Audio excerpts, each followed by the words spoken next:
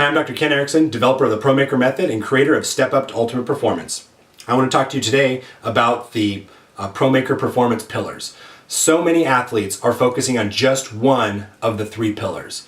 Every athlete I ever talk to, that just seems like, oh, I can't seem to be making the goals, achieving the goals that I want. I keep hitting this plateau. What's wrong with me? Why can't I bust through it? And a lot of times I'll ask them, what is it they're focusing on? And 9 times out of 10, you're going to find that the focus is on the muscles. And the muscle is an extremely important part of the entire athletic training regime. It's one of the pillars. But there are two others that are oftentimes ignored. What you find is the joints themselves can't be ignored, and the nerves that power the muscles can't be ignored. But unfortunately, a lot of athletes are ignoring those. So you ask me, like, how do I work on my joints? What you'll find is that with certain types of activities, most athletic activities, you think about it, have a great deal of repetition behind them. Every time you train, you're repeating a particular motion over and over and over again. Well, one of the things you run into with that is you'll tend to get a lot of micro traumas that'll build up within the joint itself along with the muscles, but that's we work on that when you do a lot of your stretching, help kind of like minimize that. But the same thing happens in the joints. And if you aren't taking your joints through a full range of motion, something where you go completely from complete shortening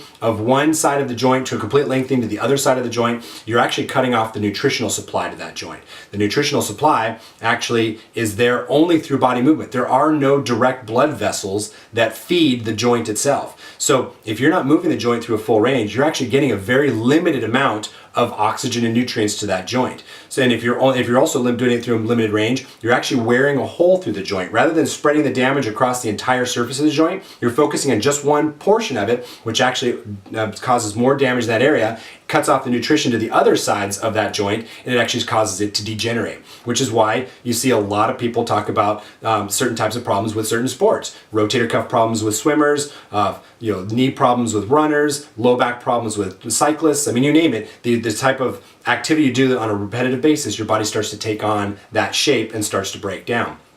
So if that's the second pillar, what's the third pillar? The third pillar is actually the nerves. The nerves control the muscles. If there's any kind of interference between that nerve function going from the brain to the body, I don't care how strong your muscle is, you're not going to get the maximum potential from it. And one of the problems we see with athletes, again, is the highly repetitive nature of their training. When they train, they tend to cause it's scar tissue to form around the nerve, which actually limits the function of that nerve. And you can imagine if you're driving a subway train through a subway tunnel. If you have it where it's not perfectly smooth, there's not enough space between the train and the tunnel, it's going to create sparks, it's going to create some damage, it's going to start over time really accumulate some problems, that's going to interfere with the function of the subway train. Same exact thing happens when we do certain repetitive motions, especially if they're not full range of motion movements. What you'll find is that tends to cause inflammation, which then dries out, turns into scar tissue, and causes the nerve to kind of gum up within the soft tissues that it travels. That's how nerves get from one place to another, is they pass within the subway tunnel of muscle most times. So if you get scar tissue built up in there, the nerves can get caught, and that can actually cause them to not fire at their proper